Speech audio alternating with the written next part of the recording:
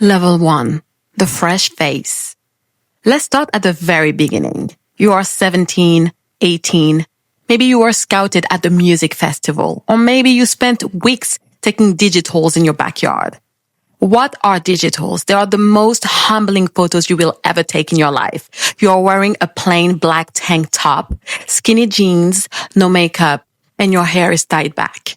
You stand against a white wall in harsh natural light while your mom or your friend takes photos of your front, your profiles, and your full body.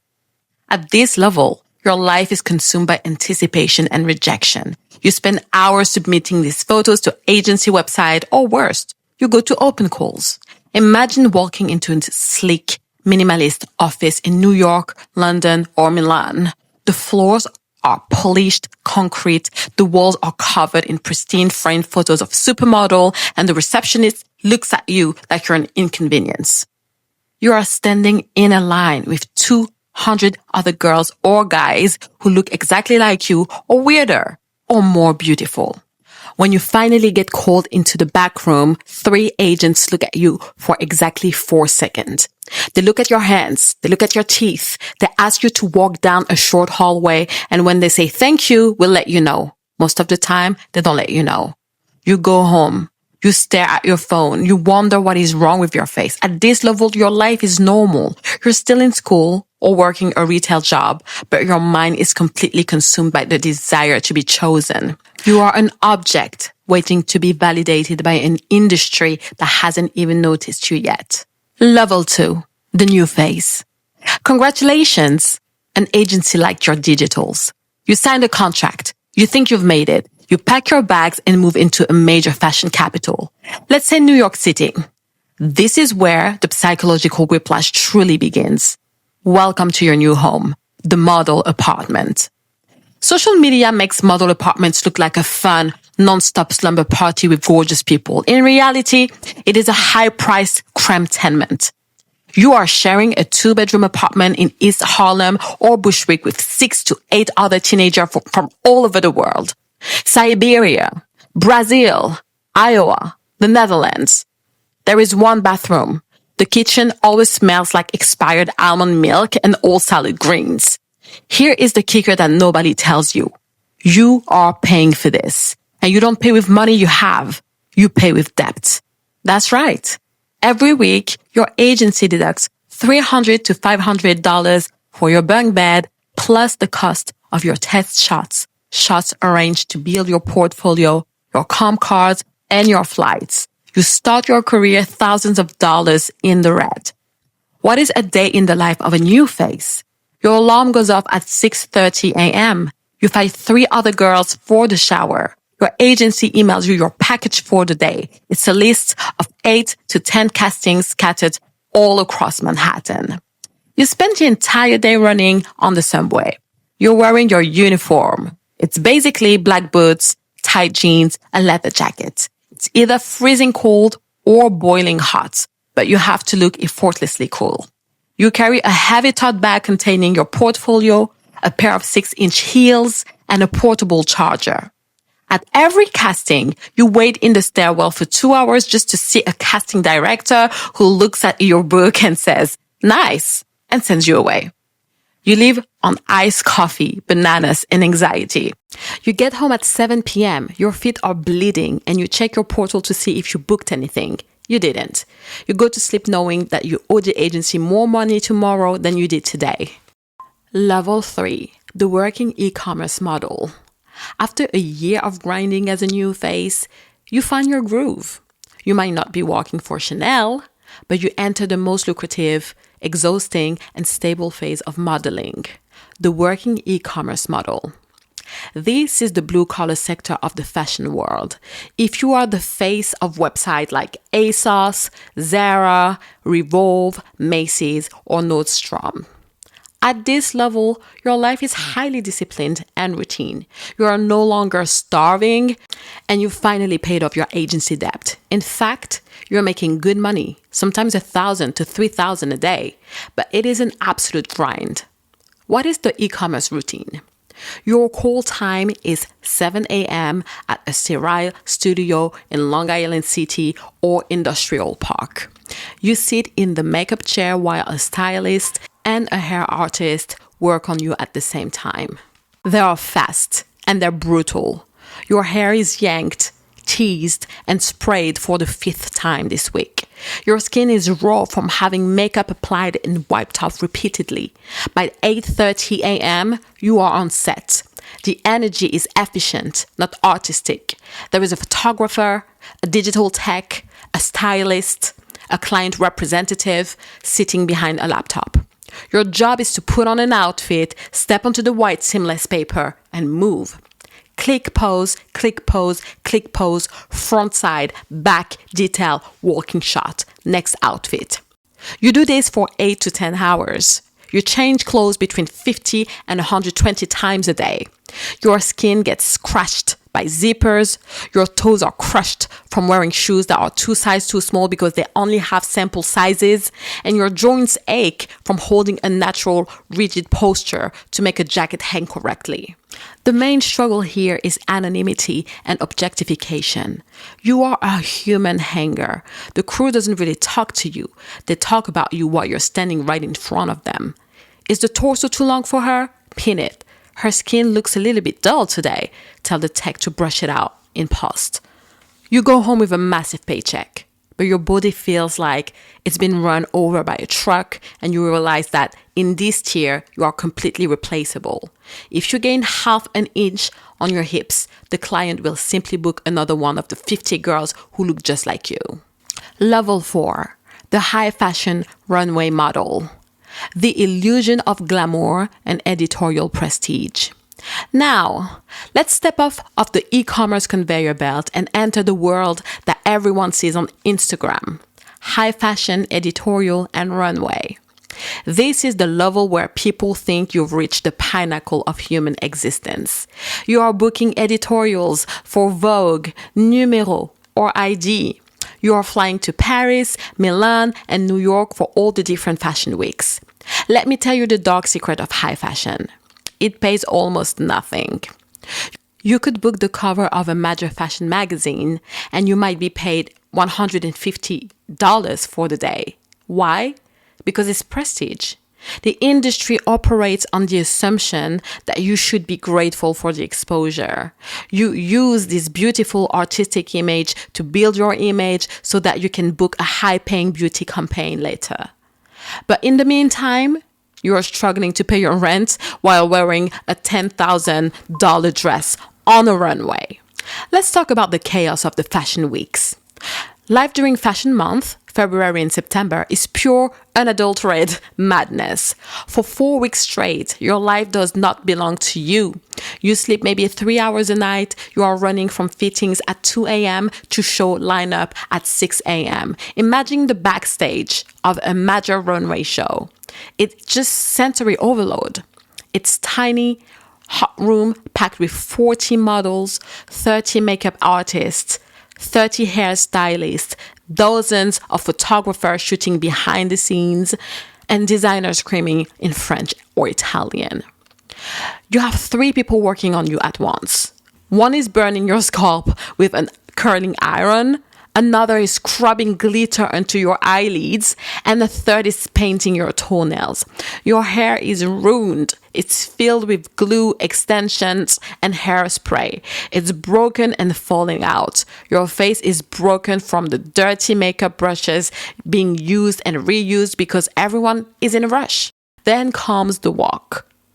You stand in the lineup. The music is thumping through the walls.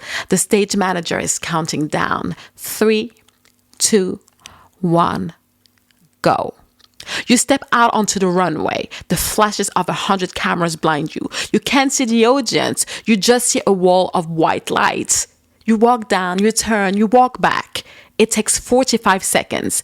The adrenaline rush is so incredible. But the moment you step off the runway, the illusion vanishes. A dresser rips the clothes off your body, sometimes literally tearing them to get them ready for the next look or the next collection. You are handed a makeup wipe, pushed out the door and you have to hop on the back of a scooter in the rain to make it to your next show across Paris. The psychological toll at this level is massive. You are surrounded by the wealthiest, the most influential people in the world, but you are treated like a prop. You see the dark side of the industry, the intense pressure to stay impossibly thin, the casual drug use to stay awake and numb the hunger, and the constant feeling that your career could end tomorrow if a designer decides that you are no longer their muse. Level 5, the campaign star. Stability, power, and the commercial sweet spot. If you survive the mid-grinder of high fashion runway, you might transition into level 5, the campaign star, or what the industry calls the money girl or the money guy. This is where the power dynamic completely shifts. You are no longer a nameless face or a broke runway walker. You have established a brand.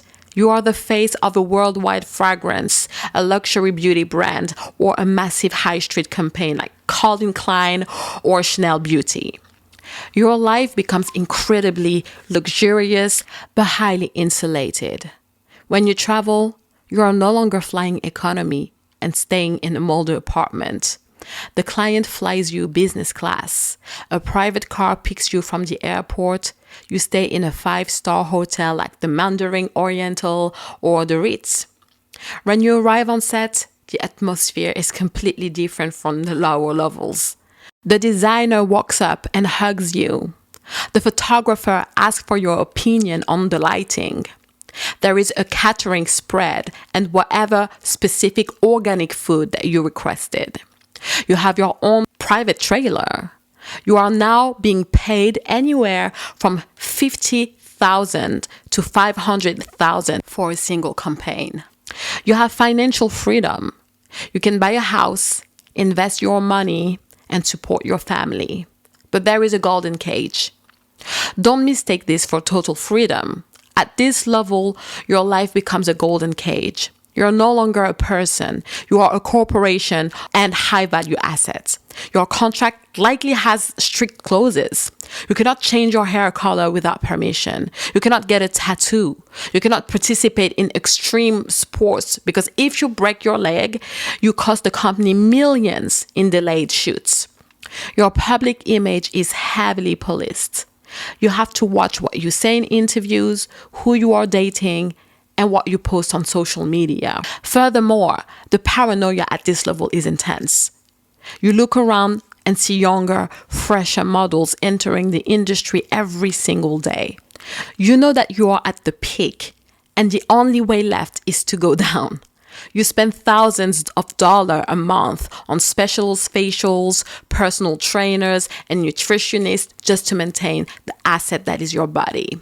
Your entire livelihood relies on fighting the natural aging process. Level 6, the supermodel, the icon. Total cultural domination.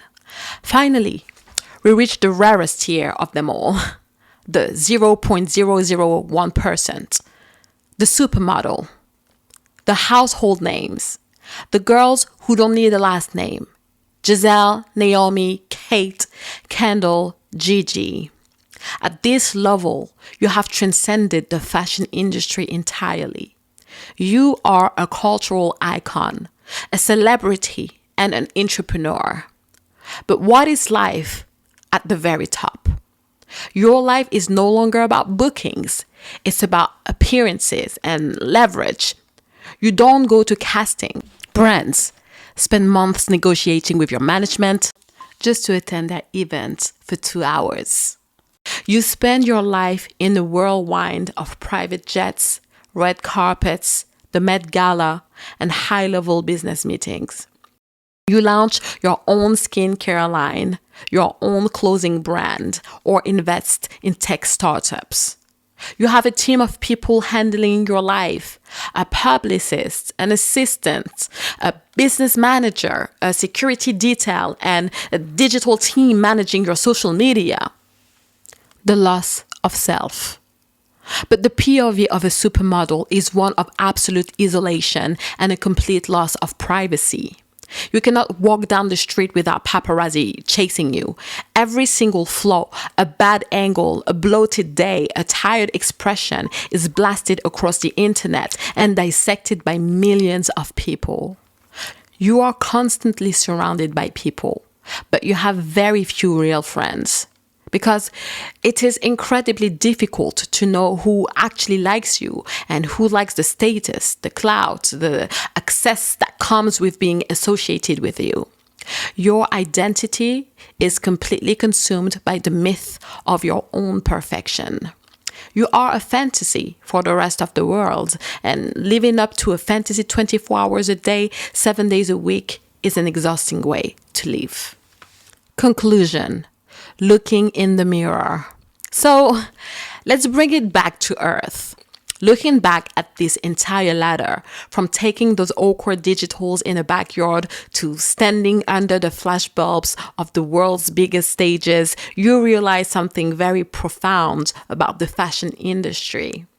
It is a world built entirely on facades. When you are at the bottom, you think the glamour is real and you'll find happiness at the next level. When you are in the middle, you're too exhausted and stressed out about money or your weight to just enjoy it.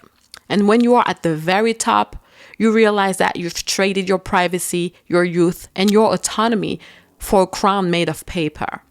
I'm not saying this to deter anyone who wants to be a model.